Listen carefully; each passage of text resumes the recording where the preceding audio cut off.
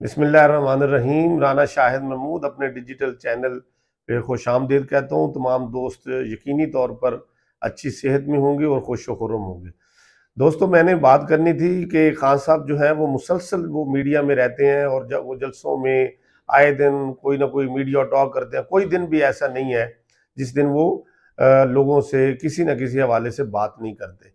और मैंने ये एक्चुअली ये महसूस किया है कि अपोजिशन जो है इस वक्त पीडीएमए की क़यादत, वो इस बात के ऊपर बड़ी खुश है और उनको बड़ा कॉन्फिडेंस है कि खान साहब जितनी ज़्यादा बातें करेंगे, वो खुद अपना कोई जितना ज़्यादा वो बयानियाँ बनाएंगे, तो उनकी बातें मुसलसल करने से, मुसलसल अवाम में रहने से वो गलतियाँ करेंगे और जब वो हर गलती करेंगे तो उसकी फिर उनको उसकी वजाहत पेश करनी पड़ेगी। तो ये वाकई मैं महसूस कर रहा हूँ कि उनका मुसलसल बोलना उनके लिए कोई सूदमंद साबित नहीं हो रहा, बल्कि उनके लिए मुश्किलात जो है ना वो खड़ी कर रहा है।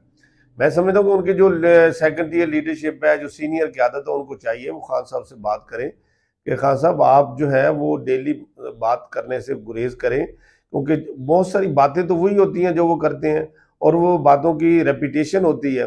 फिर कई दफ़ा ऐसी बातें करने में और दीन के ऊपर भी बात करने में कोई ऐसी बातें इंसान के मुंह से निकल जाती हैं जिनकी बाद में वजाहत करनी पड़ती है।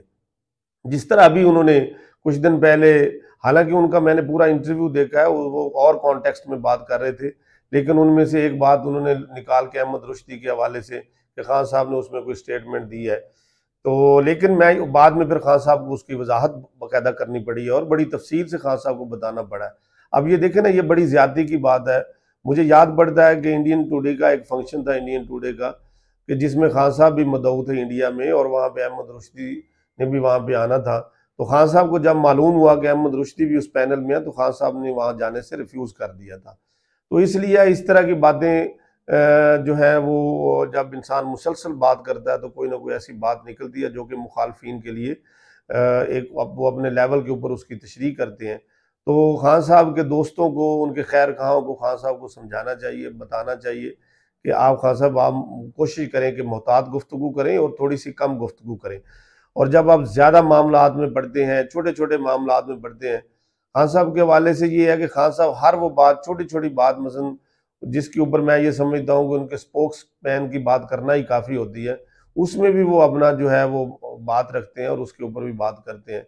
और जब वो खुद उसके ऊपर बात करते हैं तो वो छोटी बात जो है वो उसका वो बड़े कैनवस पे चली जाती है और वो ज़्यादा हाईलाइट हो जाता है। जिस तरह फरा बीबी के हवाले से उन्होंने आगे उसको बाकायदा एक पूरी प्रेस कॉन्फ्रेंस में उन्होंने आगे डिफेंड किया कि वो किसी करप्शन में नहीं थी और वो उनको इन्वॉल्व किया जा रहा है। उसकी कतई कोई ज़रूरत नहीं थी कि खान साहब उसको आगे खुद डिफेंड कर दे। तो वो तो कोई भी उनका स्पोक्समैन उसके ऊपर बात कर सकता था कि वो आपके इदारे हैं, आप उनको इन्वेस्टिगेट करें।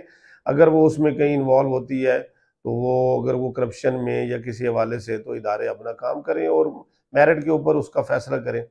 इसी तरह शहबाज गिल के मामले में भी मैंने देखा है कि शहबाज गिल जब से गिरफ्तार हुए हैं, खान साहब जितने वो फ्रंट फुट पे आगे खेले हैं, उन्होंने मुसलसल उसके ऊपर इंटरव्यूज़ दिए हैं और मुसलसल उसके ऊपर बात की है। अभी तो 2 दिन का उसका रिमांड हुआ है और फिर उसको जुडिशल किया, फिर जुडिशल के बाद दोबारा फिर उसको रिमांड दिया गया।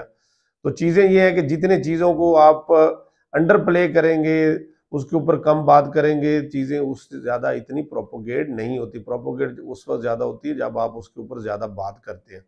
अब वो उसका जिस तरह का उसका कंडक्ट रहा है गिल साहब का, तो उसको तो जिस तरह की वो बातें करते थे, आईजी साहब को वो कह रहे हैं, हालांकि आईजी, चीफ सेक्रेटरी, ये वही लोग हैं जो पीटीआई के अपने लगाए हुए लोग थे। ये गवर्नमेंट के जितने भी लोग होते हैं ये सारे गवर्नमेंट सर्वेंट हैं, गवर्नमेंट के इंस्ट्रक्शन पे काम करते हैं।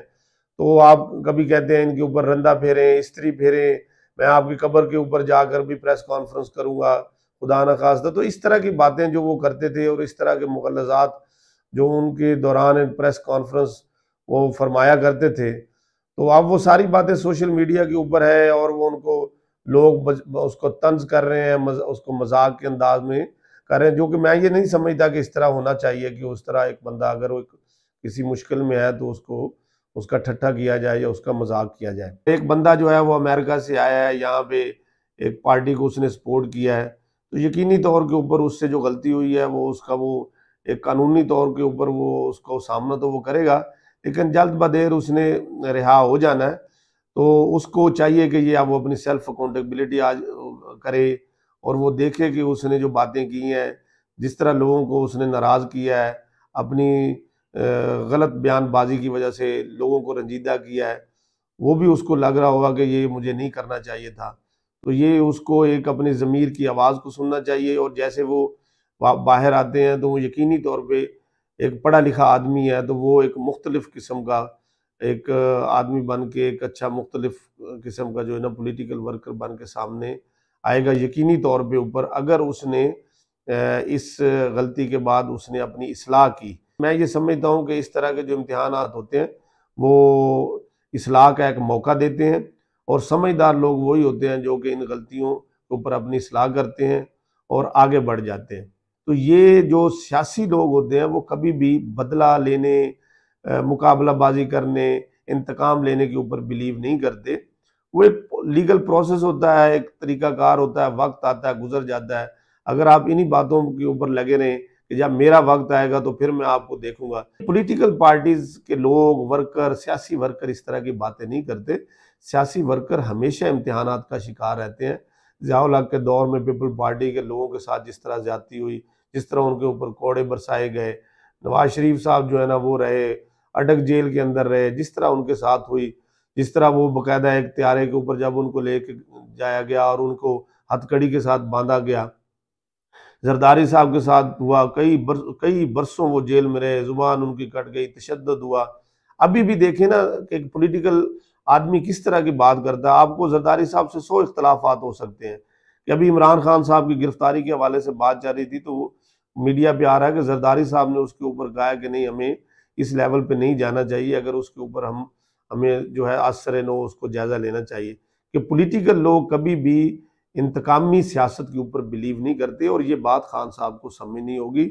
जल्द बदेर उनको इस पे आना होगा कि अगर वो प्योरली एक सियासत में एक अच्छे अंदाज को और सियासत के अंदर एक मुस्बत रवैयों को अगर वो चाहते हैं कि उनको जन्म दिया जाए, तो उनको सियासत जो है ना वो मुख्तलिफ अंदाज में करनी होगी, बर्दाश्त की सियासत करनी होगी, डायलॉग की सियासत करनी होगी, दीगर लीडरशिप के साथ बैठने की सियासत करनी होगी।